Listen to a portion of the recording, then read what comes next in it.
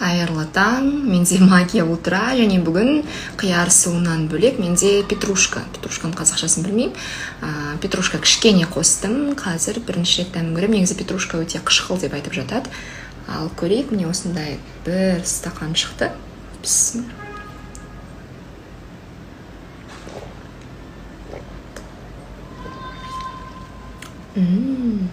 Күшті.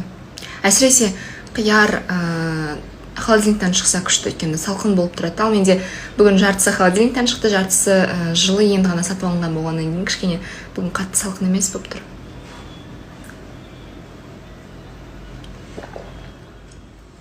Бітті.